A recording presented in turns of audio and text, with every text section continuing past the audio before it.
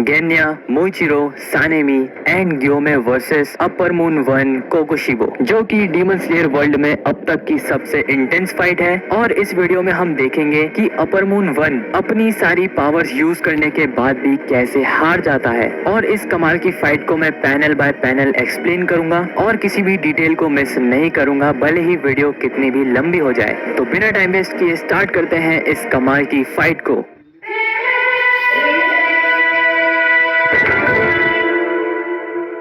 तो पिछले पार्ट में हम लोगों ने देखा था कि गियू और तांजिरो की अकाजा फाइट की वजह से हालत बहुत ज्यादा ही खराब हो चुकी है और इसलिए अब उन दोनों को ही चिंता थी कि वो बाकी के अपर मून्स को कैसे हराएंगे, जबकि अपर मून 3 ने ही उनकी 12 बजा दी। लेकिन तभी मैसेंजर क्रो उन्हें आकर बताता है कि शिनोबु, कानाओ और इनोस्के ने अपर मून 2 डोमा को हरा दिया है, जिससे तांजिरो और गियू दोनों को ही शांति मिलती है। और इसी पॉइंट पर शुरू होती है Obanai Mitsuri versus upper moon 4। Fight की शुरुआत में मित्सुरी ढूंढ लेती है नाकीमे को, जो कि पूरे इन्फिनिटी कैसल को मैनिपुलेट कर रही थी और सारे डीमन स्लेयर्स के लिए मुश्किलें बढ़ा रही थी। जैसे ही ओबोनाई नाकीमे को देखता है, वो समझ जाता है कि ये तो अपर मून 4 है और कहता है कि अपर मून 4 को तो तोकितो ने हरा दिया था, तो इसका मतलब नाकीमे बस एक रिप्लेसमेंट है। वहीं मित्सुरी ये सोच रही थी कि शिनोबु ने अपनी लाइफ को सैक्रिफाइस कर दिया, जबकि वो तो उससे भी छोटी है, तो अपर मून 4 को मारना अब उसकी रिस्पॉन्सिबिलिटी है। और वो अपना बेस्ट देने के लिए कूद पड़ती है नाकीमे पे और अपनी लव ब्रीदिंग से वो नाकीमे पर अटैक कर देती है। लेकिन नाकीमे, जो कि पूरे इन्फिनिटी कैसल को मैनिपुलेट कर सकती है, वो मित्सुरी के सामने एक दीवार खड़ी कर देती है, जिससे टकराकर मित्सुरी अपना अटैक नहीं कर पाती और ओबनाई के सामने उसकी बेइज्जती हो जाती है, जिससे वो काफी ज्यादा एम्बैरेस हो चुकी थी। कि तभी ओबनाई उसे गिरने से बचा लेता है और मित्सुरी से कहता है कि तुम्हें ध्यान देने की जरूरत है, अभी हमें पता नहीं है कि हमारा अपोनेंट क्या कर सकता है, इसलिए ध्यान से देखो और शांत रहने की कोशिश करो। जिस पर मित्सुरी को काफी ज्यादा शर्म आती है कि वो इतना बच्चों जैसा काम कैसे कर सकती है। तभी जिस डोर पे वो लोग खड़े थे वो खुल जाता है, लेकिन वो दोनों भी हाशिराज हैं, तो वो बड़ी आसानी से ही बच जाते हैं। लेकिन नाकीमे बार बार उन दोनों को परेशान करने के लिए इन्फिनिटी कैसल को मैनिपुलेट कर रही थी, लेकिन मित्सुरी अपनी फ्लेक्सिबिलिटी की वजह से और ओबनाई अपनी स्पीड की वजह से नाकीमे के हर हमले को डिफ्लेक्ट कर देते हैं। लेकिन तभी जिस फ्लोर पर मित्सुरी खड़ी थी, वो फ्लोर बड़ी ही तेजी से मित्सुरी को सीलिंग की तरफ ले जाती है और बस मित्सुरी छत से टकराने ही वाली थी, तभी वो बड़ी मुश्किल से बच पाती है और मित्सुरी समझ जाती है कि नाकीमे जैसे चाहे वैसे इन्फिनिटी कैसल को मैनिपुलेट कर सकती है। और ये समझने के बाद मित्सुरी अगेन नाकीमे पर हमला कर देती है और जब मित्सुरी फिर से नाकीमे पर अटैक करती है, तब अगेन नाकीमे एक विंडो खोल देती है, जिसके थ्रू मित्सुरी नीचे गिर जाती है। जिसके बाद ओबनाई यूज करता है snake breathing second form, small snakes poison fang, जो अटैक बहुत ही पावरफुल था और नाकीमे का गला काट सकता था। लेकिन अटैक हिट करने से पहले ही नाकीमे अपनी मैनिपुलेशन की मदद से खुद को बचा लेती है। जिसके बाद कहीं पर हम देखते हैं गियोमे और मोइचिरो को, जो कि इन्फिनिटी कैसल में भाग रहे थे और वो मुजान किबुत्सुजी से काफी ज्यादा क्लोज थे। लेकिन तभी नाकीमे की मैनिपुलेशन से एक दीवार मोइचिरो से टकरा जाती है और उसे लेकर किसी और रूम में फेंक देती है, जिससे गियोमे और मोइचिरो अलग हो जाते हैं। और मोइचिरो जिस रूम में एंटर करता है, वहाँ पर वो देखता है एक अपर मून को, अपर मून 1 कोकुशिबो। कोकुशिबो का सबसे पहला रिएक्शन होता है कि तुम तो जाने पहचाने लगते हो, और दूसरी तरफ मोइचिरो को रियलाइज होता है कि वो अपर मून 1 के सामने खड़ा है, जिससे वो काफी ज्यादा घबरा जाता है। अपर मून 1, जो कि ट्रांसपेरेंट वर्ल्ड को आराम से देख सकता था, वो मोइचिरो की बॉडी को देखते हुए सोचता है कि इस बच्चे में कुछ तो खास बात है। और वहीं मोइचिरो ये सोच रहा था कि अपर मून 1 बाकी सारे अपर मून से कितना ज्यादा अलग है, उसमें कितनी पावर्स होंगी इसका अंदाजा लगाना तो मुश्किल है, लेकिन सिर्फ उसकी प्रेजेंस ही मैजेस्टिक है। साथ ही वो ये भी नोटिस करता है कि इस डीमन के पास तो एक स्वॉर्ड भी है, तो शायद ये इसकी ह्यूमन लाइफ में एक डीमन स्लेयर था। एकदम से ही मोइचिरो के हाथ कांपना शुरू कर देते हैं। उसके मन में कई सारे डाउट आने लगते हैं कि क्या वो इसे हरा भी सकता है, और मोइचिरो की बॉडी उसे लड़ने से मना कर रही थी, क्योंकि इस मोमेंट से पहले पहले उसने कभी ऐसी प्रेजेंस को फील ही नहीं करा। तभी कोकोशिबो पूछता है कि तुम्हारा नाम क्या है, जिस पर मिस्ट हाशिरा कहता है तोकितो मुइचिरो, और कोकोशिबो समझ जाता है कि सुकीगुनी नाम अब एग्जिस्ट नहीं करता। मुइचिरो काफी ज्यादा कंफ्यूज था कि आखिर सुकीगुनी है क्या, जिस पर कोकोशिबो बताता है कि ये एक लेजेंडरी सरनेम था और जब मैं इंसान था तब मेरा सरनेम भी सुकीगुनी ही था। एंड ऑब्वियसली यार योरिची का सरनेम भी सुकीगुनी ही था। जिसके बाद कोकोशिबो एक बहुत ही बड़ा रिवील करता है कि तोकितो मुइचिरो उसी का डिसेंडेंट है। डीमन बनने से पहले कोकोशिबो की जो फैमिली थी, आगे चल के उसी फैमिली में मुइचिरो का जन्म होता है। और ये सुनकर ऑब्वियसली मुइचिरो काफी ज्यादा शॉक्ड रह जाता है। पहले तो मुइचिरो को यकीन ही नहीं होता है कि वो अपर मून 1 का डिसेंडेंट है और इसी से रिलेटेड उसके दिमाग में कई सारे सवाल आने लगते हैं। लेकिन वो खुद को शांत करता है क्योंकि इस टाइम कोई फर्क नहीं पड़ता कि वो किसका डिसेंडेंट है, अभी अपर मून 1 उसका ओपोनेंट है। खुद को शांत करने के बाद मुइचिरो अपनी तलवार पर हाथ रखता है अपने अटैक को लॉन्च करने के लिए और कोकोशिबो ये देखकर इम्प्रेस हो जाता है क्योंकि इतने इंटेंस माहौल में भी मुइचिरो ने खुद को काफी जल्दी शांत कर लिया और ऐसा सिर्फ एक सुकीगुनी का डिसेंडेंट ही कर सकता है। तभी मुइचिरो कोकोशिबो पर अटैक कर देता है। Mist breathing second form 8 layered mist, जो वैसे तो काफी पावरफुल अटैक था लेकिन कोकोशिबो बिना किसी दिक्कत के उसे डॉज कर लेता है। लेकिन साथ ही मुइचिरो की तारीफ भी करता है कि ये टेक्निक काफी ज्यादा पावरफुल है और उसे अपने डिसेंडेंट से ऐसी ही उम्मीद थी। तभी मुइचिरो लॉन्च करता है mist breathing 5th form sea of clouded mist, जो कि अगेन काफी ज्यादा स्मूथ अटैक था लेकिन कोकोशिबो इसे भी एफर्टलेसली डॉज कर लेता है। कोकोशिबो पावरफुल तो था ही लेकिन साथ ही उसका एक्सपीरियंस भी काफी ज्यादा है। वो कहता है कि तुम्हें देखकर ऐसा लगता है तुम 14 साल के हो और तुम्हारी एज के हिसाब से तुम्हारी टेक्निक्स काफी ज्यादा रिफाइंड है, साथ ही वो मेंटली भी काफी ज्यादा स्ट्रॉन्ग है। कोकोशिबो यहाँ पर कहता है कि तुम्हारे अंदर मेरा खून आज भी जिंदा है, जिसके जवाब में मुइचिरो अपना डीमन स्लेयर मार्क अनलॉक करता है और कहता है कि भले ही मैं तुम्हारा डिसेंडेंट हूँ लेकिन इतने सालों के बाद तुम्हारी खून की एक बूंद भी मेरे अंदर नहीं है। और कोकोशिबो ये देखकर भी हैरान था कि इतने सालों के बाद फाइनली किसी ने डीमन स्लेयर मार्क अनलॉक किया है। तभी मुइचिरो अपने मिस्ट ब्रीदिंग के 7th फॉर्म हेज को यूज करता है और ये अटैक इतना ज्यादा स्मूथ और इतना ज्यादा फास्ट था जितना कोकोशिबो ने भी एक्सपेक्ट नहीं करा था। लेकिन ऑफ कोर्स वो अटैक कोकोशिबो को हिट नहीं करता है। लेकिन इस पॉइंट पर कोकोशिबो अब खेलना बंद कर देता है और अपनी स्वॉर्ड को पहली बार निकालते हुए मुइचिरो का हाथ काट कर अलग कर देता है। इस अटैक से मुइचिरो काफी ज्यादा पैनिक मोड में आ जाता है क्योंकि ऑब्वियसली यार upper moon 1 breathing style use कर सकता है और ये मुइचिरो ने एक्सपेक्ट नहीं करा था। लेकिन बिना टाइम वेस्ट करे मुइचिरो अपने यूनिफॉर्म से अपने हाथ को बांधता है और अपने एक ही हाथ से कोकोशिबो पर अटैक कर देता है। लेकिन कोकोशिबो मुइचिरो की तलवार को पकड़ लेता है और मुइचिरो की ही तलवार को उसी के चेस्ट में घुसाकर एक पिलर पर टांग देता है। मुइचिरो के टैलेंट को देखते हुए वो उसे एक ऑफर देता है कि वो मुइचिरो को एक डीमन बना देगा और इजीली मुइचिरो एक अपर मून बन जाएगा और उसे बताता है कि अगर वो डीमन बन जाएगा तो उसका हाथ भी रीजनरेट हो जाएगा और उसका इतना कमाल का टैलेंट भी वेस्ट नहीं जाएगा। और साथ ही वो ये भी बताता है कि अगर मुजान ने उसे एक्सेप्ट कर लिया तो फिर मुइचिरो को किसी चीज से डरने की जरूरत नहीं पड़ेगी। और मुइचिरो जिसे बहुत ज्यादा ही दर्द हो रहा था उसे समझ नहीं आता है कि वो यहाँ से निकले कैसे कि तभी उस रूम में एंटर करता है गेन्या और कोकोशिबो के पीछे से उसे मारने के लिए अपनी गन को एम करता है और जैसे ही वो गोली चला देता है इंस्टेंटली कोकोशिबो उसके पीछे आकर खड़ा हो जाता है और बहुत ही बैडस तरीके से पूछता है कि क्या उसने अभी अभी सही कहा। और तभी गेन्या को रियलाइज होता है कि वो गोली चला पाता उससे पहले ही कोकोशिबो ने उसका हाथ काट दिया था और मुइचिरो ये देखकर बहुत ही घबरा जाता है।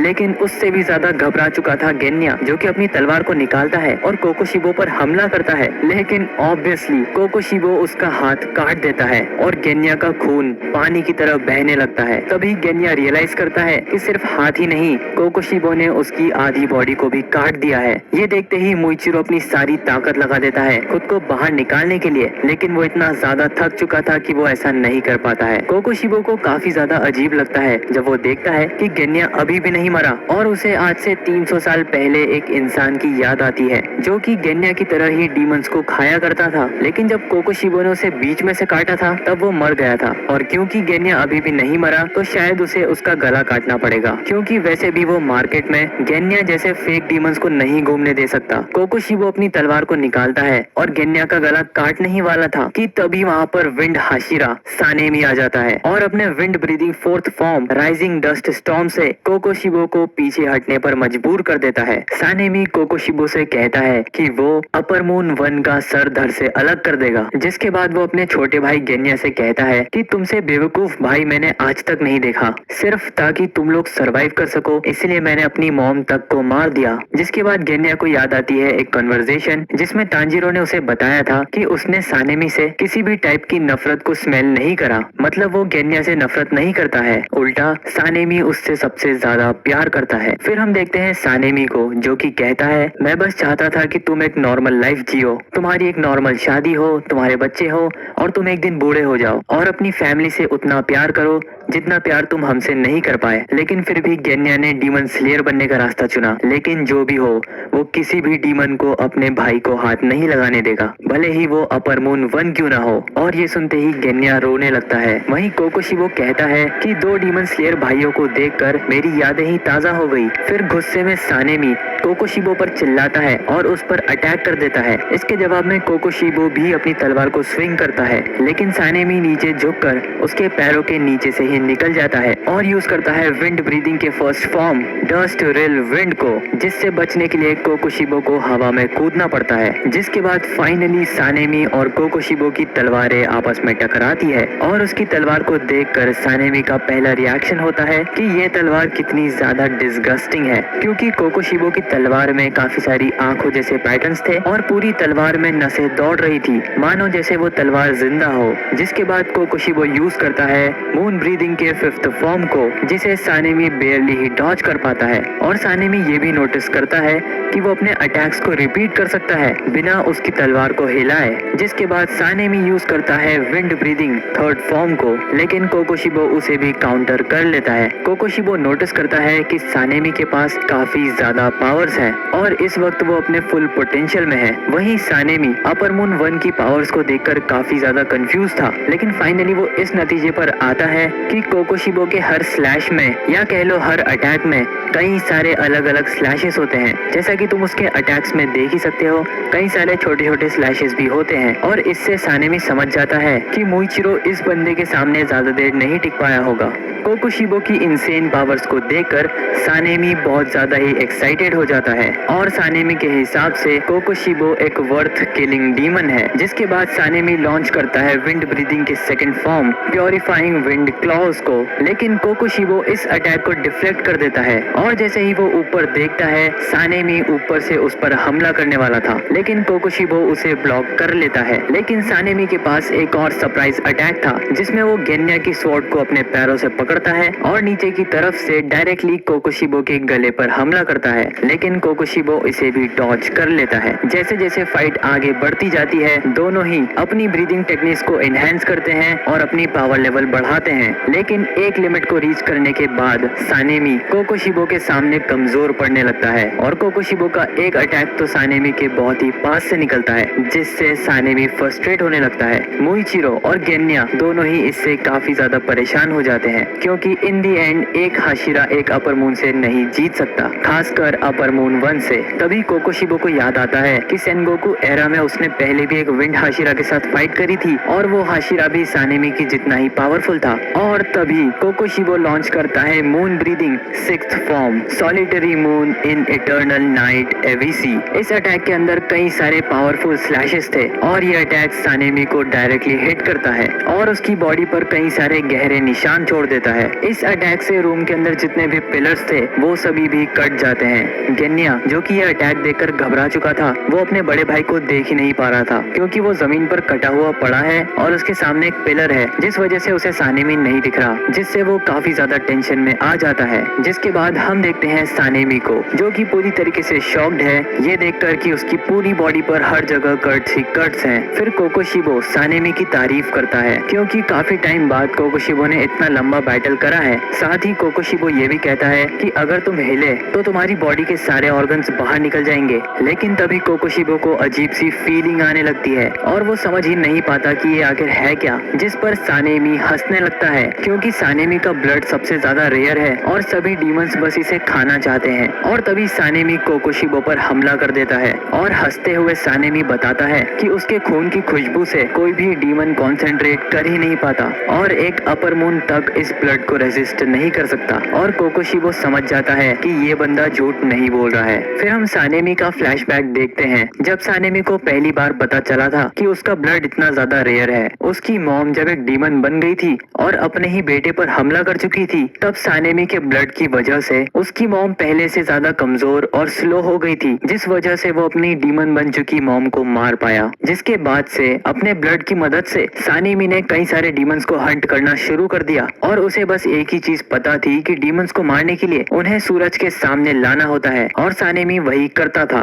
बिना ये जाने कि डीमन स्लेयर्स नाम की भी कोई ऑर्गेनाइजेशन है। हालांकि ऐसा करने के दौरान किसी डीमन को रात भर संभाले रखना एक बच्चे के लिए बहुत ही मुश्किल होता था। ऊपर से वो अपनी मॉम की वजह से काफी हद तक ब्लाइंड भी हो गया था, तो दिक्कतें काफी ज्यादा बढ़ जाती थी। लेकिन किसी रैंडम डीमन को पकड़ते हुए सानेमी की मुलाकात होती है मासाचिका नाम के एक डीमन स्लेयर से, जो कि उसी डीमन को मारने आया था जिसे सानेमी ने मार दिया था। और तभी से सानेमी और मासाचिका काफी अच्छे दोस्त बन जाते हैं और सानेमी को ये भी पता चलता है कि डीमन स्लेयर नाम की कोई ऑर्गेनाइजेशन होती है। और बहुत ही कम टाइम में ये दोनों दोस्त इतने ज्यादा पावरफुल हो गए कि इन दोनों ने ही एक लोअर मून 1 को हरा दिया। हालांकि उस फाइट में मासाचिका मारा जाता है और सानेमी अकेला बचता है। जिसके बाद हम देखते हैं प्रेजेंट में सानेमी हमला कर देता है कोकोशिबो पे wind breathing 6th form black smoke storm से, और ये अटैक कोकोशिबो के बहुत ही क्लोज से निकल जाता है। सानेमी की बढ़ती ताकत और इस हालत में लड़ने की कैपेबिलिटी को देखकर कोकोशिबो इम्प्रेस हो जाता है। साथ ही वो ये भी कंक्लूजन निकालता है कि सानेमी ने अपनी मसल्स को टाइट कर रखा है ताकि उसके ऑर्गन्स शरीर के बाहर ना निकल जाए। और कोकोशिबो यहाँ तक कह देता है कि कोई आम इंसान इस लेवल तक नहीं पहुँच सकता। लेकिन तभी कोकोशिबो सानेमी की तलवार पर अपना पैर रख देता है और अपनी तलवार से बस उसका गला काटने ही वाला था कि तभी हमें एक और फ्लैशबैक दिखाया जाता है।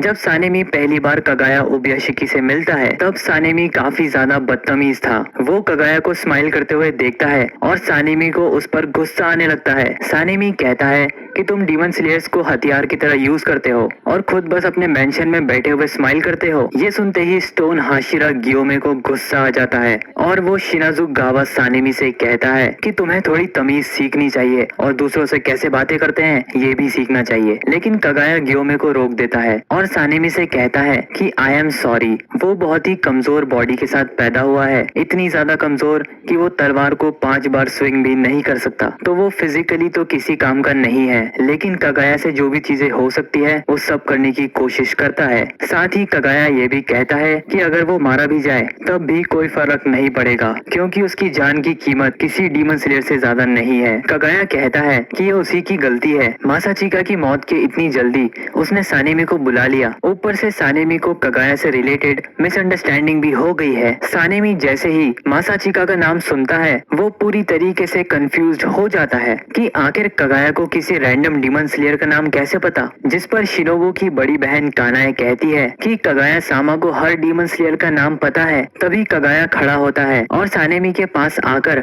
उसे एक लेटर देता है, जो लेटर उसी के दोस्त मासाचिका ने लिखा था। बेसिकली मासाचिका का एक भाई भी था जो कि काफी टाइम पहले एक डीमन की वजह से मारा गया था और उसे सानेमी के अंदर अपना छोटा भाई दिखता था। जब सानेमी उस लेटर को खोलता है और पढ़ता है तब उसके मुंह से एक भी शब्द नहीं निकलता है। कगाया का मानना था कि मासाचिका और कगाया दोनों का ही सपना सेम है कि लोग अपनी पूरी लाइफ जिए और बिना किसी अननेचुरल डेथ के आखिरी सांस तक खुश रहे। ये सारी चीजें सानेमी याद कर रहा था। और प्रेजेंट टाइम में हम देखते हैं कि कोकोशिबो अपनी तलवार से सानेमी पर हमला करने ही वाला था, तभी सानेमी गेन्या की गन को बीच में अड़ा लेता है और कोकोशिबो पर ही शूट कर देता है। लेकिन ऑफ कोर्स अपर मून 1 अपनी तलवार से उन बुलेट्स को ब्लॉक कर लेता है। गुस्से में कोकोशिबो यूज करता करता है मून ब्रीदिंग के थर्ड फॉर्म डेथ मून को, और इससे पहले वो अटैक सानेमी को हिट करता, सानेमी वहां से गायब हो जाता है। और तभी एंट्री होती है द स्ट्रॉन्गेस्ट हाशिरा गियोमे की। और क्योंकि डीमन स्लेयर खत्म होने का नाम ही नहीं ले रहे थे, इसलिए कोकोशिबो काफी ज्यादा इरिटेट हो जाता है। गियोमे सानेमी से कहता है कि अपने घाव में टाँके लगा लो, तब तक मैं इस डीमन को संभालता हूँ, जिस पर सानेमी हाँ कहता है और इस हाल में होने की वजह से गियोमे से माफी भी मांगता है। गियोमे इस बैटल के लिए तैयार होने लगता है और उसकी बॉडी को देखकर ही कोकोशिबो समझ जाता है कि ये बंदा बहुत ही ज्यादा पावरफुल है। कोकोशिबो कहता है कि पिछले 300 सालों में मैंने इतना पावरफुल इंसान कभी नहीं देखा। साथ ही कोकोशिबो ये भी कहता है कि इसकी बॉडी अटमोस्ट लिमिट यानी कि इसकी पावर के पीक पर है। गियोमे अपने वेपन को बहुत जोर से घुमाने लगता है और बहुत ही ज्यादा गहरी सांसें लेने लगता है। और कोकोशिबो अपने एनवायरनमेंट में ये फील कर पा रहा था कि सारी हवा का प्रेशर गियोमे की तरफ खिंचाने लगा है, इतनी जोर से वो ब्रीदिंग कर रहा था।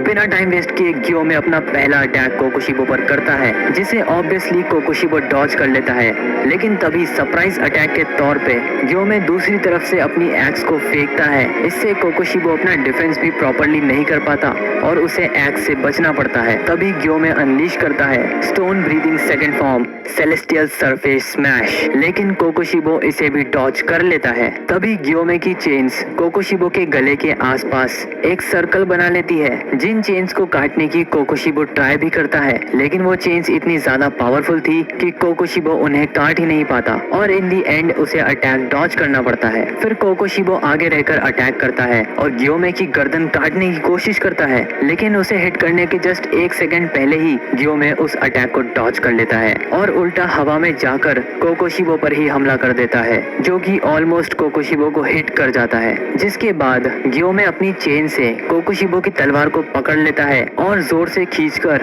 तोड़ भी देता है। और तभी दोनों एक दूसरे के ऊपर ब्रीदिंग स्टाइल्स यूज करते हैं। गियोमे यूज करता है स्टोन ब्रीदिंग रैपिड कॉन्क्वेस्ट और कोकोशिबो यूज करता है मून ब्रीदिंग पर्ल फ्लावर्स, जिन अटैक्स का क्लैश बहुत ही भयानक होता है। जिसके बाद कोकोशिबो रिवील करता है कि वो अपनी तलवार को भी रीजनरेट कर सकता है और गियोमे, जो कि ये बात नहीं जानता था, उसके चेहरे पर एक कट आ जाता है। कोकोशिबो कहता है कि अगर तुम हमें मारोगे भी तब भी हम रीजनरेट कर सकते हैं, लेकिन तुम खुद को रीजनरेट नहीं कर सकते। जिसके बाद गुस्से में गियोमे बोलता है कि ये चीज उसने मुजान के लिए बचा कर रखी थी, लेकिन तुम मेरी उम्मीद से कुछ ज्यादा ही पावरफुल हो। और तभी गियोमे अनलीश करता है उसके डीमन स्लेयर मार्क को। तभी हम देखते हैं इनोस्के और कानाओ को, जो कि जेनित्सु और मुराता से मिलते हैं, जिन्होंने अभी अभी अपनी फाइट को कंप्लीट करा है। फिर हम देखते हैं मुइचिरो को, जो कि अपने एक ही हाथ से अपने अंदर घुसी तलवार को बाहर निकाल लेता है और ये काम करने में उसे बहुत ही ज्यादा दिक्कत आती है, लेकिन ऑब्वियसली वो ज्यादा देर तक ऐसे नहीं लटका रह सकता था। मुइचिरो दर्द से करारते हुए जमीन पर गिरता है और एक कपड़ों से अपने वुंड्स को बांध लेता है। मुइचिरो जानता था कि ऐसी हालत में वो ज्यादा काम नहीं आएगा, लेकिन जो भी मदद उससे हो सकेगी वो अपना बेस्ट देगा। ये सोचकर वो अपनी तलवार उठाता है और फाइट की तरफ भागने लगता है कि तभी उसे दिखता है गेन्या, जो कि मुइचिरो से कह रहा था कि क्या तुम मुझे कोकोशिबो के बाल उठाकर दे सकते हो, जो कि जमीन पर पड़े हुए हैं, जिन्हें खाकर गेन्या रीजनरेट कर सकता है और वो भी इस फाइट में अपना कंट्रीब्यूशन देना चाहता है। जिसके बाद हम देखते हैं गियोमे और कोकोशिबो के फेस ऑफ को, जहाँ पर कोकोशिबो कहता है कि तुमने भी अपना मार्क अवेकन कर लिया। कोकोशिबो कहता है कि दिखने से तो तुम 27 साल के लगते हो और जो भी इंसान मार्क अनलॉक करता है वो 25 साल से ज्यादा नहीं जी पाता। और अपने इतने ज्यादा एक्सपीरियंस से कोकोशिबो बता सकता है कि गियोमे 24 घंटे के अंदर अंदर मारा जाएगा। कोकोशिबो कहता है कि तुमने इतनी ज्यादा मेहनत करी, अपनी बॉडी को इतना ज्यादा रिफाइन बनाया, लेकिन क्या मतलब सिर्फ 27 साल की उम्र में डीमन स्लेयर मार्क अनलॉक करने से तुम मारे जाओगे और तुम्हारा सारा टैलेंट और पावर वेस्ट हो जाएगा। क्या तुम्हें नहीं लगता तुम्हें और ज्यादा जीना चाहिए? जिस पर गियोमे कहता है नहीं, मैं इस डीमन मार्क की स्टोरी के बारे में पहले से ही जानता हूँ। गियोमे कहता है कि मेरी लाइफ में ऐसा है ही क्या जिस वजह से मैं रिग्रेट करूँ। ऊपर से अगर तुम्हारी इतनी कमजोर विल पावर है तो तुम एक हाशिरा कभी नहीं बन पाओगे। और ये कहते हुए गियोमे को बहुत ज्यादा ही गुस्सा आ रहा था। फिर कोकोशिबो कहता है कि अगर तुम एक डीमन बन जाओ तो तुम अपनी बॉडी और अपने टेक्निक्स को बचा सकते हो। इतनी छोटी सी चीज तुम्हें समझ में क्यों नहीं आ रही? फिर गियोमे कहता है कि तुम अपनी बकवास बंद करो, और अपनी घटिया सी आइडियोलॉजी दूसरों पर थोपना बंद करो। साथ ही वो ये भी कहता है कि तुमने झूठ कहा। इतिहास में एक ऐसा भी बंदा था जिसने डीमन स्लेयर मार्क को अनलॉक किया और वो 25 साल से भी ज्यादा जिया। कोकोशिबो उसे बताने की कोशिश करता है कि 25 साल से ज्यादा कोई नहीं जिया, लेकिन तभी गियोमे स्माइल करते हुए कहता है कि कोई ना कोई तो होगा जो कि 25 साल से भी ज्यादा जिया होगा। कोकोशिबो ये सुनते ही चुप हो जाता है और गियोमे हंसते हुए कहता है, लगता है तुम समझ गए। इससे पहले गियोमे अपना सेंटेंस कंप्लीट कर पाता, कोकोशिबो जस्ट उसके सामने आकर उसका गला काटने ही वाला था कि गियोमे उसे ब्लॉक कर लेता है और स्टोन ब्रीदिंग से कोकोशिबो पर हमला करने लगता है। बाय द वे, अगर तुम लोग नहीं समझे तो यहाँ पर गियोमे योरिची की बात कर रहा था। वैसे तो तुम लोग समझ ही गए होगे, पर फिर भी मैंने बता दिया। सो खैर, फिर हम देखते हैं सानेमी को, जिसने अपने घाव पर टांके लगा लिए और अब वो बैटल के लिए तैयार है। साथ ही वो अनलॉक कर लेता है उसका डीमन स्लेयर मार्क और बिना टाइम वेस्ट करे सानेमी कोकोशिबो पर हमला कर देता है। और कोकोशिबो नोटिस करता है कि आज के टाइम के सारे हाशिरास के पास डीमन स्लेयर मार्क है। गियोमे और सानेमी दोनों ही सिंक में कोकोशिबो पर हमला करने लगते हैं और सानेमी बताता है कि गियोमे और सानेमी ने साथ में कई घंटों तक ट्रेनिंग करी है, जिससे वो एक दूसरे के साथ बहुत ही सिंक में अटैक कर सकते हैं। फिर हम देखते हैं कि मोइचिरो गेन्या के लिए कोकोशिबो के बाल ले आता है, जिन्हें खाते ही गेन्या इंस्टेंटली खुद को हील कर लेता है। और तभी गेन्या को एक आइडिया आता है कि क्यों ना वो कोकोशिबो की तलवार का टुकड़ा खा ले, जिससे उसे बहुत ही ज्यादा पावर्स मिल जाएंगी। लेकिन तभी गेन्या को एक आवाज आती है और ये डरावनी आवाज थी मुजान किबुत्सुजी की, जो कि कोकोशिबो से पूछ रहा था कि उसने कितने पिलर्स को मार दिया और उसे बता रहा था कि किसी भी हाशिरा को उसके पास न आने दे। और मुजान की आवाज सुनते ही गेन्या घबरा जाता है। कोकोशिबो गेन्या और सानेमी दोनों से ही इम्प्रेस हो जाता है और समझ जाता है कि ये सबसे ताकतवर हाशिराज में से हैं। खास तौर से कोकोशिबो गियोमे से इम्प्रेस होता है और ये नोटिस करता है कि गियोमे का वेपन उसके अंधे होने के बाद भी एनवायरनमेंट की सारी चीजें गियोमे को बता देता है, क्योंकि जब भी गियोमे अपने हथियार को फेंकता है उससे प्रोड्यूस्ड वाइब्रेशन से गियोमे अपने ओपोनेंट के डिस्टेंस को जज कर पाता है और उन्हीं वाइब्रेशन से वो पूरे एनवायरनमेंट की पिक्चर अपने दिमाग में बना पाता है। कोकोशिबो सोचता है कि उसे सानेमी पर हमला करना चाहिए और उसकी तलवार को तोड़ देना चाहिए, और वो करता भी वैसा ही है। लेकिन सानेमी बहुत ही तेजी से उल्टा कोकोशिबो की तलवार को जमीन पर टच करवा देता है और अपनी विंड ब्रीदिंग से कोकोशिबो के गले पर एम करता है और कोकोशिबो के डॉज करने के बाद भी वो उसके कई सारे बाल काट देता है। और कोकोशिबो समझ जाता है कि मार्क अनलॉक होने के बाद सानेमी और भी ज्यादा पावरफुल हो गया है। कोकोशिबो सानेमी के अटैक से रिकवर कर भी नहीं पाया था कि तभी गियोमे अपनी एक्स से उस पर हमला करता है और कोकोशिबो का कान काट देता है। इसी को मौका देखकर सानेमी अपने विंड ब्रीदिंग के थर्ड फॉर्म को यूज करता है, लेकिन कोकोशिबो उसे डॉज कर लेता है। जिसके बाद गियोमे और सानेमी एक कॉम्बिनेशन अटैक करते हैं, जिसमें गियोमे यूज करता है स्टोन ब्रीदिंग के फर्स्ट फॉर्म को और सानेमी यूज करता है विंड ब्रीदिंग के सेवेंथ फॉर्म को। लेकिन इस अटैक से वो सिर्फ कोकोशिबो की किमोनो को ही काट पाते हैं। वहीं दूसरी तरफ हम देखते हैं कि गियोमे और सानेमी की बॉडी पर कट्स ही कट्स आ जाते हैं, और ऐसा इसलिए क्योंकि कोकोशिबो अपनी स्वॉर्ड को और भी ज्यादा डिमोनिक बना लेता है। और गुस्से में कोकोशिबो कहता है कि अगर वो सानेमी और गियोमे को मार देगा तो बाकी हाशिरास को मारना काफी आसान हो जाएगा। फिर हम देखते हैं सानेमी को, जो कि बहुत ही ज्यादा फ्रस्ट्रेटेड था क्योंकि उसके सीधे हाथ की इंडेक्स फिंगर और लिटिल फिंगर दोनों ही कट चुकी थी। लेकिन और भी ज्यादा फ्रस्ट्रेटिंग बात तो ये है कि अगर कोकोशिबो के अटैक से गियोमे उसे बचाता नहीं तो सानेमी अपने दोनों हाथों को खो चुका होता, और ये बात सानेमी अच्छी तरीके से जानता है। जिसके बाद हम देखते हैं कगाया उबयाशिकी के बेटे किरिया को, जिसकी बड़ी बहन उससे कहती है कि क्या अपर मून 1 को मारने के लिए गियोमे और तांजीरो को भी हमें भेजना चाहिए, क्योंकि अपर मून 1 बहुत ही ज्यादा पावरफुल है। जिस पर किरिया साफ मना कर देता है और कहता है कि गियू और तांजीरो दोनों मुजान की तरफ जाएंगे। मुझे पूरा भरोसा है कि गियोमे, सानेमी, मोइचिरो और गेन्या साथ मिलकर अपर मून 1 को हरा सकते हैं। जिसके बाद हम वापस से बैटल में देखते हैं कोकोशिबो अनलीश करता है उसके मून ब्रीदिंग 7th फॉर्म को। Miss Fortune mirror lunar shine, जिससे बहुत ही स्पीड में कई सारी शॉकवेव्स गियोमे और सानेमी की तरफ बढ़ती हैं। बिना टाइम वेस्ट किए कोकोशिबो अनलीश करता है मून ब्रीदिंग के 8th फॉर्म को, जो अटैक ऑलमोस्ट सानेमी को हिट कर जाता है और उसके पैर पर कई सारे कट्स आ जाते हैं और इससे सानेमी इतना ज्यादा फ्रस्ट्रेट हो जाता है कि उसे बहुत ज्यादा गुस्सा आने लगता है। वो अपनी सारी स्किल्स और सारी पावर्स को यूज कर रहा है सिर्फ कोकोशिबो से बचने के लिए और एक्चुअली फाइट में किसी काम नहीं आ रहा, बस गियोमे के लिए वर्डन बन रहा है। तभी कोकोशिबो अनलीश करता है मून ब्रीदिंग के 9th फॉर्म को, डिसेंडिंग मून परपेचुअल फेसेस, जिस अटैक से सानेमी की हालत और भी ज्यादा खराब हो जाती है। ये देखकर गियोमे काफी ज्यादा टेंशन में आ जाता है और उसे बचाने के लिए उसकी तरफ बढ़ता है, लेकिन सानेमी कहता है कि मेरे बारे में भूल जाओ और इस अपर मून 1 को मारने की सोचो। तभी कोकोशिबो सानेमी को खत्म करने के लिए मून ब्रीदिंग के 10th फॉर्म को अनलीश करता है और वो अटैक ऑलमोस्ट सानेमी को हिट करने ही वाला था कि तभी वहाँ पर मुइचिरो आ जाता है और सानेमी को बचा लेता है, ये कहते हुए कि वो सानेमी को मरने नहीं देगा। जिसके बाद हम देखते हैं गेन्या को, जो कि काफी दूर से इस बैटल को देख रहा था। वो एक्चुअली तो मदद करना चाहता था, लेकिन वो कोकोशिबो की पावर से बहुत ही ज्यादा डरा हुआ था कि किसी भी सेकंड कोकोशिबो आकर उसे काट देगा। लेकिन तभी उसे याद आती है मुइचिरो, गियोमे और उसके बड़े भाई सानेमी की, और तभी उसे तांजीरो की एक बात याद आती है कि सबसे कमजोर इंसान में ही सबसे ज्यादा पोटेंशियल होता है, क्योंकि एनिमे का मानना है कि तुम सबसे ज्यादा कमजोर हो तो तुम उसका क्या ही बिगाड़ पाओगे, इसीलिए वो सबसे कम ध्यान देगा तुम्हारे ऊपर और बस वही मौका होगा एक अनएक्सपेक्टेड ब्लो देने का। और यही सोचते हुए गेन्या अपनी पॉकेट से कोकोशिबो की टूटी हुई तलवार निकालता है और अपना बेस्ट देने के लिए कोकोशिबो की तलवार को निगल जाता है। गियोमे यूज करता है उसकी स्टोन ब्रीदिंग के 6th फॉर्म को, लेकिन कोकोशिबो उसे इंटरप्ट कर देता है मून ब्रीदिंग के 16th फॉर्म को यूज करके। इस पॉइंट तक गियोमे काफी ज्यादा फ्रस्ट्रेटेड हो जाता है क्योंकि कोकोशिबो के पास अनगिनत मूव्स हैं। फिर गियोमे पूरी तरीके से कंसंट्रेट करने लगता है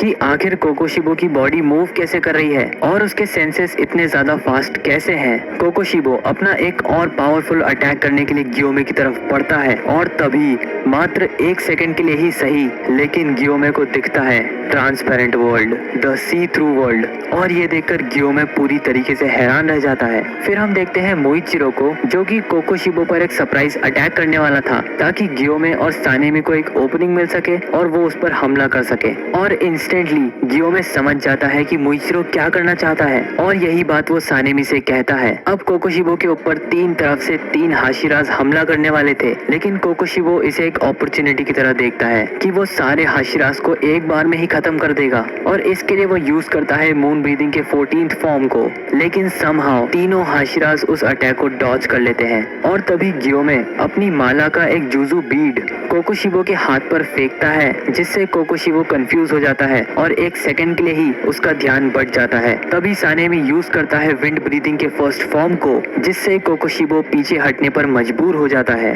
और एट द सेम टाइम गियोमे अपने वेपन को कोकोशिबो पर फेंकता है और उसके राइट कंधे को पूरी तरीके से तबाह कर देता है। और वहीं दूसरी तरफ से मुइचिरो कोकोशिबो के पेट में अपनी तलवार घुसा देता है और कोकोशिबो ये देखकर शॉक्ड रह जाता है कि आखिर मुइचिरो ने उसके अटैक्स को डॉज कैसे करा। और फाइनली ये कंक्लूजन निकालता है कि मुइचिरो ने भी सी थ्रू वर्ल्ड यानी कि ट्रांसपेरेंट वर्ल्ड अनलॉक कर लिया है, और साथ ही वो ये भी समझ जाता है कि गियोमे ने भी सी थ्रू वर्ल्ड या ट्रांसपेरेंट वर्ल्ड को अनलॉक कर लिया है। लेकिन इंस्टेंटली कोकोशिबो अपना हाथ हील कर लेता है और बस वो मून ब्रीदिंग के 16th फॉर्म को यूज करने ही वाला था कि हम देखते हैं गेन्या को, जिसने कोकोशिबो की तलवार खा ली है और अब काफी ज्यादा डिमोनिक दिख रहा है और उसकी गन भी पूरी तरीके से चेंज हो चुकी है। गेन्या कोकोशिबो पर एम करता है और शूट कर देता है, लेकिन कोकोशिबो उन गोलियों को ब्लॉक कर लेता है और तभी वो बुलेट्स कोकोशिबो की तलवार से टकराकर अपना डायरेक्शन चेंज कर देती है और कोकोशिबो की बॉडी में घुस जाती है। और कोकोशिबो नोटिस करता है कि गेन्या की जो गन है वो पूरी तरीके से ट्रांसफॉर्म हो गई है और गेन्या भी अब पहले से कहीं ज्यादा डिमोनिक दिख रहा है। तभी उन बुलेट के अंदर से या कह लो कोकोशिबो के अंदर से कई सारे पेड़ों की ब्रांचेस निकलने लगती है, जिससे कोकोशिबो हिल नहीं पाता और एक जगह ही फंस जाता है। कोकोशिबो समझ जाता है कि एक ब्लड डिमन आर्ट है, इसका मतलब गेन्या ने उसके बाल और उसकी ब्रोकन स्वॉर्ड को खा लिया है लेकिन उससे क्या फर्क पड़ता है, अभी गियोमे और सानेमी जस्ट उसके सामने हैं और उस पर अटैक करने ही वाले हैं। और इसी मोमेंट पे कोकोशिबो को बहुत टाइम के बाद अपनी जान का खतरा महसूस होता है और तभी उसे याद आता है कि आखिरी बार उसे अपनी जान का डर कब लगा था। आज से तकरीबन 400 साल पहले, जब वो अपने भाई योरिची से मिलता है, जो कि उस टाइम तक बहुत ज्यादा ही बूढ़ा हो गया था और उसकी एज 80 साल से भी ज्यादा की थी। और ये ऑब्वियसली काफी ज्यादा शॉकिंग था, क्योंकि जिन लोगों के पास भी डीमन स्लेयर मार्क होता है वो 25 साल से ज्यादा नहीं जी पाते। योरिची कोकोशिबो से कहता है कि भाई, ये बात दिल दहला देने वाली है। यहाँ पर कोकोशिबो पूरी तरीके से कंफ्यूज था कि उसे आखिर करना क्या चाहिए। ना उसे योरिची पर गुस्सा आ रहा था और ना ही उसे मारने का मन कर रहा था। लेकिन तभी योरिची अपनी तलवार को पकड़ता है और फाइटिंग स्टांस लेता है, जो कि इतना ज्यादा डरावना था कि कोकोशिबो के भी पसीने निकल जाते हैं। इंस्टेंटली योरिची कोकोशिबो का गला काट देता है। कोकोशिबो का गला ऑलमोस्ट पूरा कट चुका था। जैसे ही कोकोशिबो को रियलाइज होता है कि उसका छोटा भाई उससे भी ज्यादा स्ट्रॉन्ग है, भले ही कोकोशिबो डीमन बन चुका है, तब भी वो योरिची की पावर के आसपास भी नहीं है। और ये सोचते ही फिर से सारी बचपन की जेलेसी और हेट्रेट कोकोशिबो के दिमाग में आने लगती है। कोकोशिबो की पूरी इच्छा थी कि वो योरिची को मार दे, लेकिन ऑब्वियसली वो ऐसा नहीं कर सकता। ऐसा तो मुजान भी नहीं कर सकता। इसलिए कोकोशिबो जानता था कि योरिची के अगले अटैक में वो उसे मार देगा, लेकिन योरिची अगला अटैक करता ही नहीं है, या कह लो कर ही नहीं पाता है, क्योंकि उस जगह खड़े खड़े ही योरिची की मौत हो जाती है। मर जाने के बाद भी योरिची अपने पैरों पर अभी भी खड़ा था। और फिर हम देखते हैं प्रेजेंट टाइम में कोकोशिबो जोर से चिल्लाता है और उसकी बॉडी से कई सारे स्लैशेस बाहर निकलते हैं, जिससे सारे डीमन स्लेयर्स कट जाते हैं और कोकोशिबो की बॉडी में से कई सारे ब्लेड्स बाहर निकल जाती है। मोइचिरो पूरी ताकत से अपनी ब्लेड को पकड़ लेता है और सोचने लगता है कि अब वो मरने वाला है और मरने से पहले वो किसी काम नहीं आया।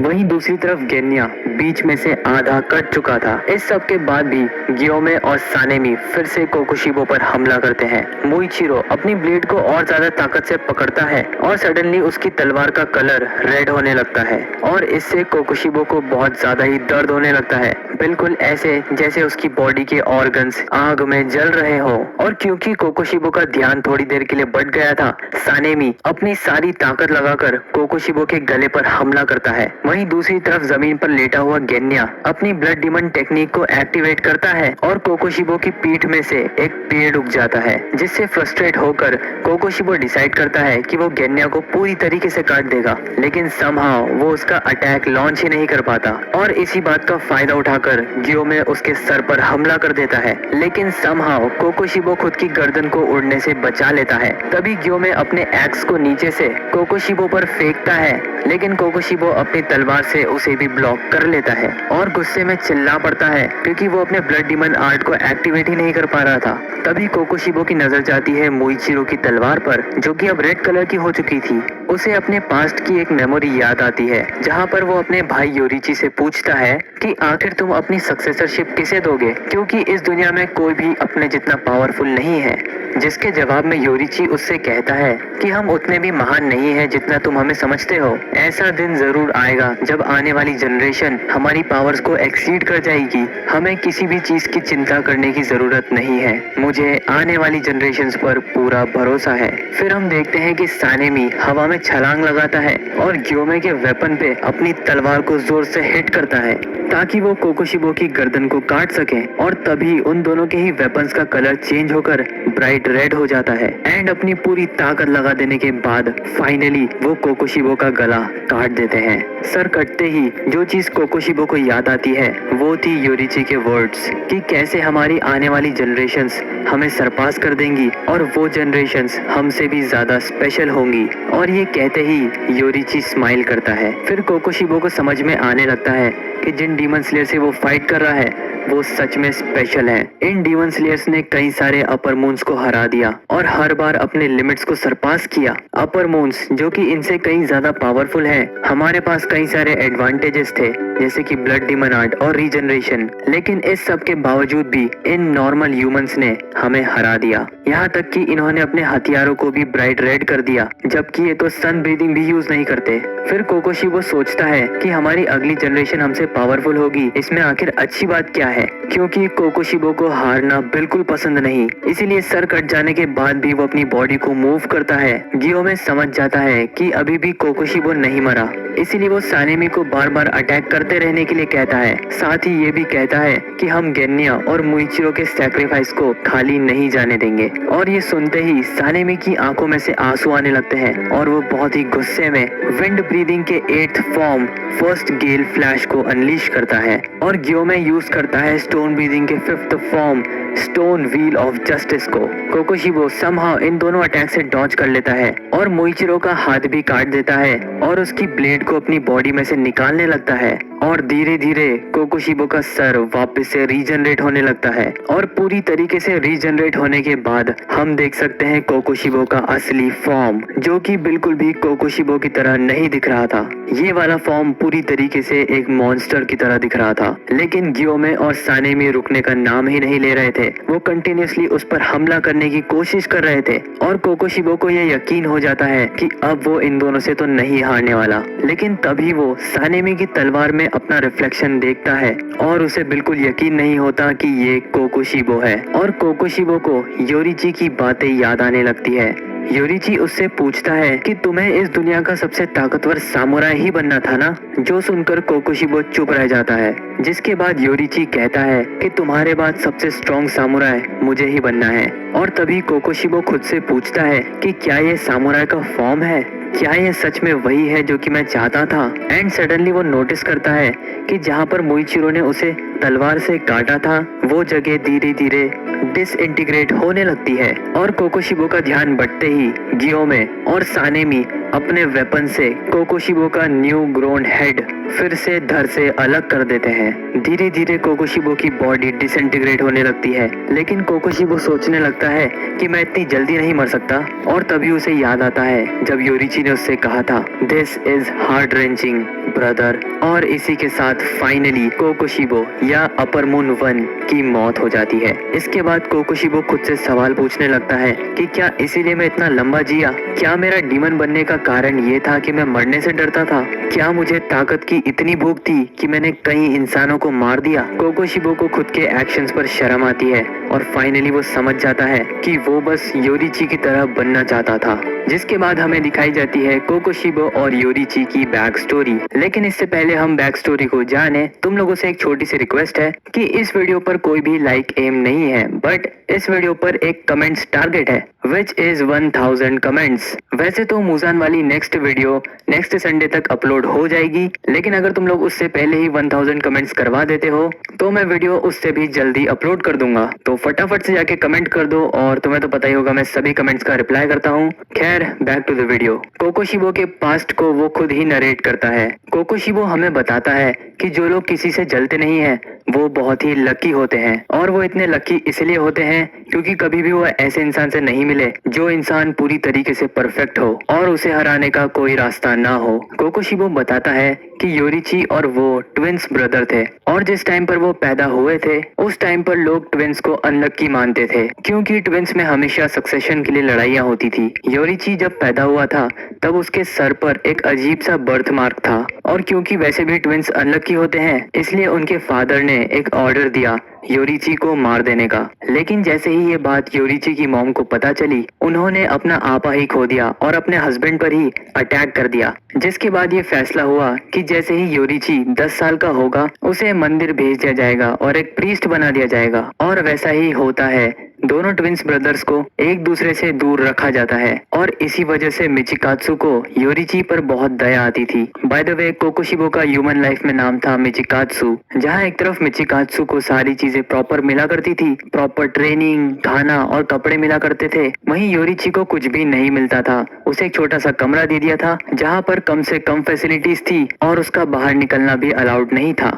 और इसी वजह से मिचिकात्सु को अपने भाई पर बहुत दया आती थी। जब भी उसकी मॉम अपने कमरे से बाहर निकलती थी योरिची दौड़कर उसकी मॉम को जाके गले लगा लेता था और हमेशा उनसे चिपक कर ही रहता था। फिर एक दिन जब मिचिकात्सु के फादर नहीं देख रहे थे तब वो चुपके से योरिची के रूम में घुस जाता है और वहां जाकर उसे खुद के हाथों से बनाई हुई फ्लूट देता है। योरिची एक बहुत ही अलग टाइप का बच्चा था जो कि ना तो कभी स्माइल करता था और ना ही कभी किसी से बात करता था, और इसीलिए लोगों का मानना था कि वो बहरा है और उसे कुछ भी सुनाई नहीं देता। फिर एक दिन जब दोनों भाई 7 साल के थे, तब मिचिकात्सु उसकी रेगुलर ट्रेनिंग कर रहा था। योरिची चुपचाप मिचिकात्सु को ट्रेनिंग करते हुए देख रहा था और तभी उसने पहली बार कुछ बोला। वो मिचिकात्सु से पूछता है कि क्या तुम्हारा सपना स्ट्रॉन्गेस्ट सामुराई बनने का है? और एकदम से योरिची के मुंह से ये सुनकर मिचिकात्सु शॉक्ड रह जाता है और उसके हाथों से तलवार भी नीचे गिर जाती है। तभी योरिची स्माइल करता है और कहता है कि अगर तुम स्ट्रॉन्गेस्ट बनोगे तो मैं सेकंड स्ट्रॉन्गेस्ट बनूंगा। हालांकि मिचिकात्सु को उस पर दया जरूर आती थी, लेकिन वो उसे पसंद नहीं करता था क्योंकि वो समझता था कि योरिची एक क्राई बेबी है जो अपनी मॉम को देखकर बार बार उनके पास भाग जाता है और ये सब सिर्फ कायरो की निशानी है। जिसके बाद से योरिची रोज स्वॉर्ड ट्रेनिंग के टाइम पर दूर से खड़ा होकर ट्रेनिंग को देखा करता था। और एक दिन मिचिकात्सु के ट्रेनर को उस पर दया आती है और वो योरिची से भी कहता है कि तुम भी एक बार स्वॉर्ड चला कर देखो। वो योरिची को सिखाता है कि स्वॉर्ड कैसे पकड़ते हैं और एक बेसिक स्टैंस भी सिखाता है। फिर वो ट्रेनर योरिची से कहता है कि अपनी पूरी ताकत लगाओ और मुझ पर हमला करो, और योरिची वैसा ही करता है। मिचिकात्सु और उसका ट्रेनर शॉक रह जाते हैं ये देखकर कि योरिची बहुत ही स्पीड में 4 बहुत ही पावरफुल अटैक्स उस ट्रेनर पर करता है, जिससे वो ट्रेनर जमीन पर गिर के बेहोश हो जाता है। और ये काम एक 7 साल का बच्चा पहली बार तलवार को हाथ में लेकर करता है। जिसके बाद से योरिची का इंटरेस्ट सामुराई बनने में रहा ही नहीं। उसने जब ट्रेनर को मारा तब उसे बहुत ही बुरा लगा और अंदर से अलग ही गिल्ट फील हुआ। एंड ऑब्वियसली मिचिकात्सु जानना चाहता था कि आखिर योरिची ने ऐसा करा कैसे, जिस पर फाइनली योरिची बता देता है कि जैसे ही ट्रेनर ने सांस ली तो उसकी लंग्स एक्सपैंड हो गई और ट्रेनर के मसल के मूवमेंट से योरिची को पता चल गया कि वो कब और कैसे अटैक करने वाला है। 7 साल का मिचिकात्सु जब ये सुनता है तब उसे समझने में बहुत दिक्कत आती है, लेकिन वो इतना तो समझ गया था कि योरिची को जिंदा चीजों के आर पार दिखता है। और इससे मिचिकात्सु में पहली बार जेलस की फीलिंग आती है कि आखिर योरिची इतना ज्यादा टैलेंटेड कैसे हो सकता है। लेकिन इतना गिफ्टेड होने के बाद भी योरिची को फाइट में कोई इंटरेस्ट नहीं है। योरिची कहता है कि सामुराई बनने से तो बेटर होगा कि मैं तुम्हारे साथ पतंग उड़ाऊं। और उसी रात मिचिकात्सु समझ जाता है कि योरिची के कमाल के टैलेंट की वजह से उल्टा मिचिकात्सु को ही मंदिर भेज दिया जाएगा प्रीस्ट बनने के लिए। मिचिकात्सु ये सब सोच ही रहा था कि तभी वहाँ पर योरिची आ जाता है और वो मिचिकात्सु को बताता है कि उनकी मॉम अब इस दुनिया में नहीं रही और कल सुबह सुबह वो ये घर छोड़कर चला जाएगा। लेकिन वो मिचिकात्सु को कभी भी नहीं भूलेगा और उसकी दी हुई ये फ्लूट वो मरते दम तक अपने पास रखेगा।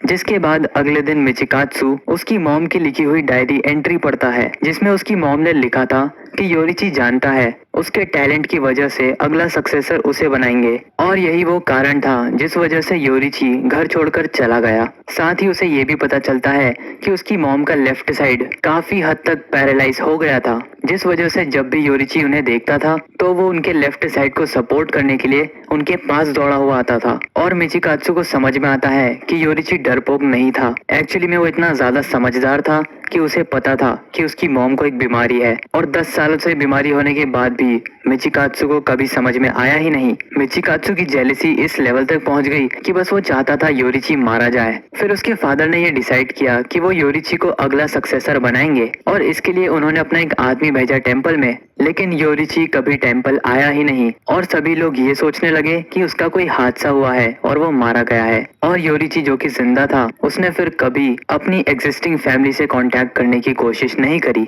ये सब हो जाने के 10 साल बाद हम देखते हैं कि मिचिकात्सु की अब शादी हो चुकी है और उसकी एक फैमिली भी है। लेकिन एक दिन मिचिकात्सु और उसके सैनिकों का सामना हो जाता है एक बहुत ही ताकतवर डीमन से। वो डीमन मिचिकात्सु के सारे लोगों को मार देता है और बस मिचिकात्सु को भी मारने ही वाला था कि तभी वहाँ पर योरिची आ जाता है और सिर्फ एक ही स्लाइस में उस डीमन को काट देता है। योरिची अपने भाई से माफी मांगता है क्योंकि वो बहुत ही ज्यादा लेट आया और मिचिकात्सु के सैनिकों को नहीं बचा पाया। और जैसे ही मिचिकात्सु देखता है कि योरिची उससे बहुत ज्यादा पावरफुल है, उसी सेकंड से उसके शांति और सुकून वाले दिन खत्म हो जाते हैं। उसकी जेलसी के कारण मिचिकात्सु अपनी फैमिली को छोड़ देता है और योरिची की तरह एक डीमन स्लेयर बन जाता है। वहाँ पर उसे पता चलता है कि योरिची ने ही सबको ब्रीथिंग स्टाइल सिखाई है। योरिची से पहले सारे डीमन स्लेयर्स सिर्फ अपनी रॉ स्ट्रेंथ पर ही डिपेंडेंट रहते थे, लेकिन योरिची उन्हें सिखाता है सन ब्रीदिंग। हालांकि सन ब्रीदिंग इतनी ज्यादा पावरफुल टेक्निक है कि उसे कोई भी डीमन स्लेयर नहीं सीख पाता। इसलिए सभी डीमन स्लेयर्स खुद की एक अलग सन ब्रीदिंग से डिराइव टेक्निक बनाते हैं, जैसे fire breathing, water breathing, thunder breathing etcetera. और ये सारी चीजें उन्हें योरिची सिखाता है, जिससे डीमन स्लेयर्स की पावर तो बढ़ ही जाती है, साथ ही मिचिकात्सु का डीमन स्लेयर मार्क भी अनलॉक हो जाता है। मिचिकात्सु खुद योरिची का ट्विंस ब्रदर होने के बाद भी वो सन ब्रीदिंग नहीं सीख पाता है, और ना चाहते हुए भी उसे खुद की एक टेक्निक बनानी पड़ती है, विच इज मून ब्रीदिंग, जो कि ऑब्वियसली सन ब्रीदिंग से कमजोर है। फिर सारे डीमन स्लेयर को धीरे धीरे पता चलता है कि डीमन स्लेयर मार्क अनलॉक करने की एक कीमत भी है, और वो है उनके लाइफ स्पैन, और अब वो सिर्फ 25 साल तक ही जी सकते हैं। और जैसे ही ये न्यूज सारे डीमन स्लेयर्स में फैलती है, सभी डीमोटिवेट हो जाते हैं, क्योंकि डीमन स्लेयर की सबसे ताकतवर जनरेशन कुछ ही सालों में खत्म हो जाएगी।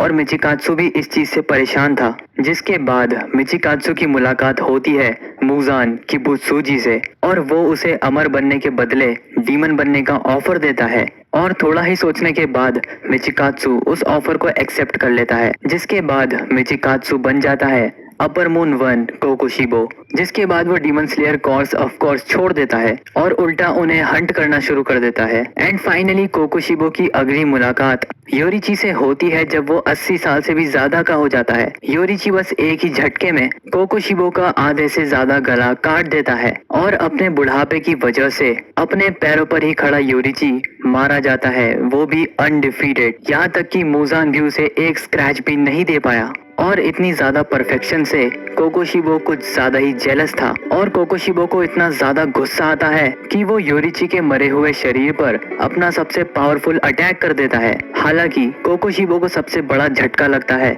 जब योरिची को काट देने के बाद उसके कपड़ों में से एक लकड़ी की बनी फ्लूट निकलती है, जो कि खुद मिचिकात्सु ने ही उसे दी थी।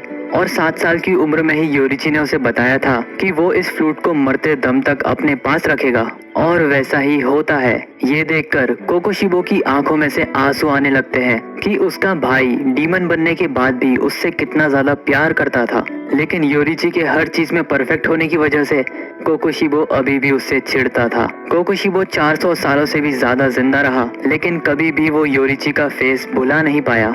योरिची बिल्कुल ही सूरज की तरह था, और उसके आसपास के लोग हमेशा चाहते थे कि योरिची उनके साथ ही रहे, लेकिन कोकोशिबो, जो कि हमेशा उसके भाई को सरपास करना चाहता था, अंत में वो मारा गया और गायब हो गया। और ऐसा करने की प्रोसेस में कोकोशिबो ने अपना घर, अपनी फैमिली और अपनी इंसानियत तीनों को छोड़ दिया। योरिची को मिटाना तो दूर की बात, योरिची की बनाई हुई ब्रीदिंग, सन ब्रीदिंग को भी कोकोशिबो और मुजान मिलकर भी नहीं मिटा पाए, जबकि मुजान और कोकोशिबो दोनों की ही पूरी कोशिश थी कि सारे सन ब्रीदिंग यूजर्स को मार दे। और मिचिकात्सु के आखिरी समय में वो योरिची से पूछता है कि हम दोनों ट्विन ब्रदर थे, फिर भी हम में इतना फर्क क्यों था। और योरिची से ये पूछते हुए कोकोशिबो डिसइंटीग्रेट हो जाता है। लेकिन यहाँ पर हम ये भी देखते हैं कि कोकोशिबो के मरने के बाद भी उसके कपड़ों में से वही फ्लूट मिलती है जो कि उसने योरिची को दी थी, और बाद में योरिची को मारते टाइम तक ये उसके पास थी। कोकोशिबो भले ही डिसइंटीग्रेट हो गया था,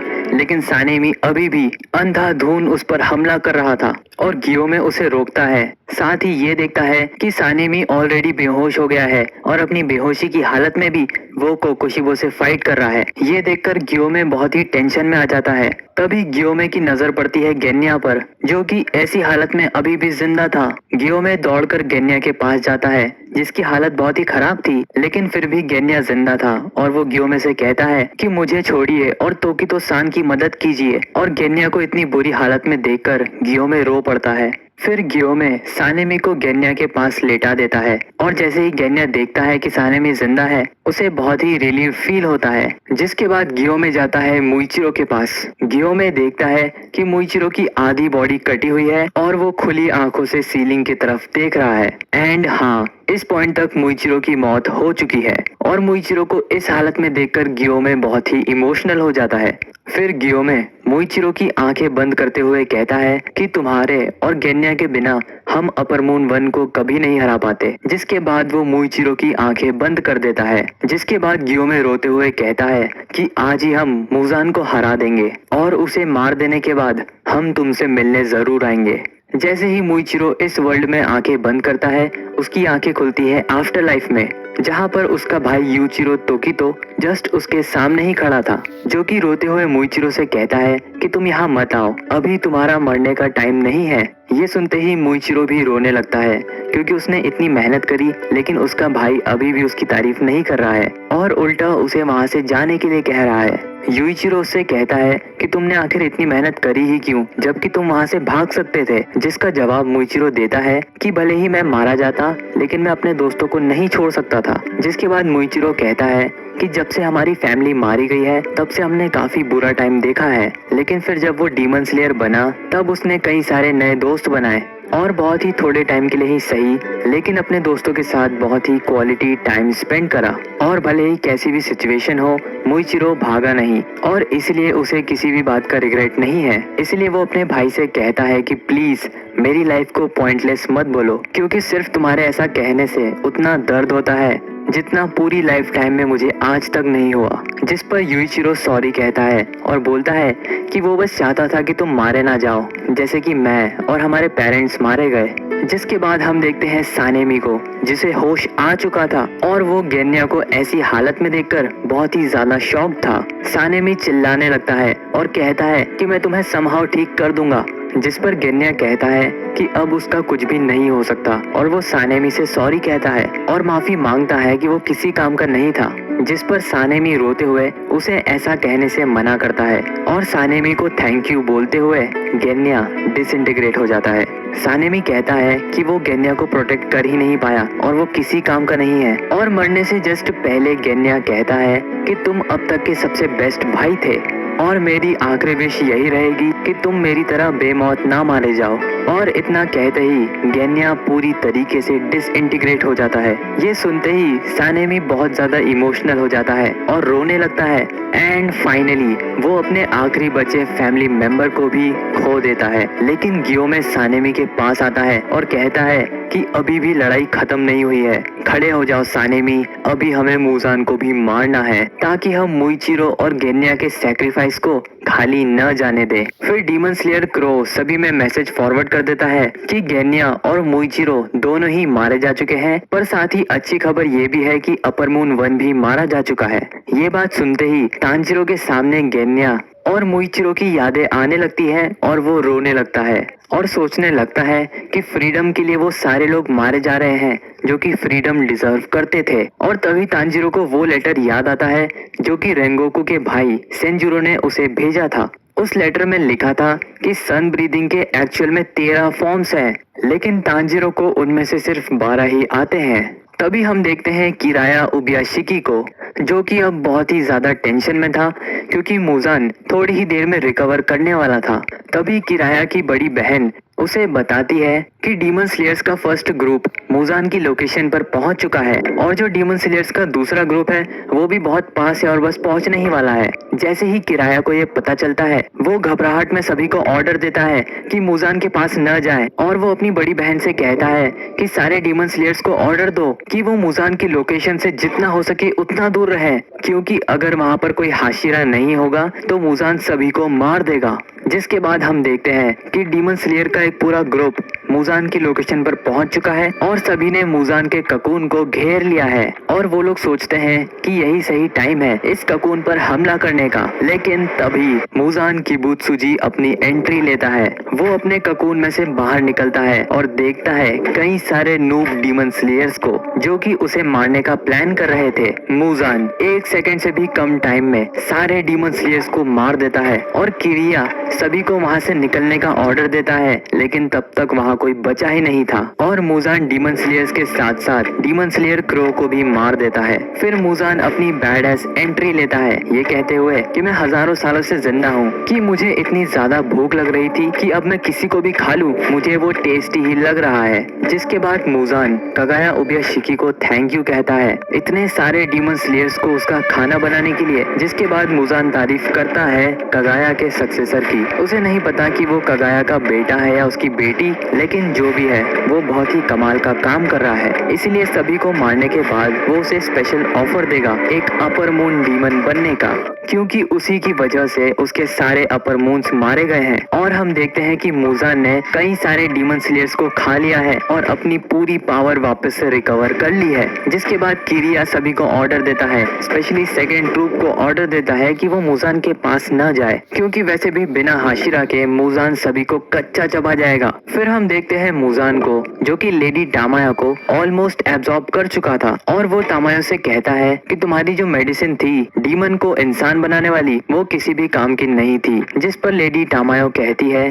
कि आज ही का वो दिन होगा मूजान जब तुम मारे जाओगे, जिसके जवाब में मूजान कहता है कि यही सेम चीज मुझे हजारों लोग बोल चुके हैं, लेकिन अनफॉर्चुनेटली आज तक मैं कभी नहीं मरा। और उसके बाद मूजान कहता है कि अब तुम्हारा टाइम आ चुका है अपने बच्चों और अपने हस्बैंड के पास जाने के लिए, जिन्हें खुद तुमने ही मारा था। और इतना कहते ही मूजान तामायो के सर को पूरी तरीके से क्रश कर देता है, और तामायो को मारते ही योशिरो को एकदम से झटका लगता है और वो जमीन पर गिर जाता है, क्योंकि उसे पता चल गया था कि लेडी टामायो मारी जा चुकी है। योशिरो की आंखों में से आंसू आने लगते हैं और वो अपने दांतों को पीसते हुए कहता है कि मूजान को इसकी कीमत चुकानी पड़ेगी। जिसके बाद हम देखते हैं डीमन स्लेयर की सेकेंड टीम को, जिन्हें मूजान एक ही झटके में सभी को मार देता है, और किरिया उन सभी से यही कहता रह जाता है कि मूजान के पास मत जाना, लेकिन अनफॉर्चुनेटली सारे डीमन स्लेयर मारे जा चुके हैं। मूजान फिर बड़े ही बैडस तरीके से कहता है कि उनमें से कोई भी मेरे काम का नहीं था, अब मुझे खुद ही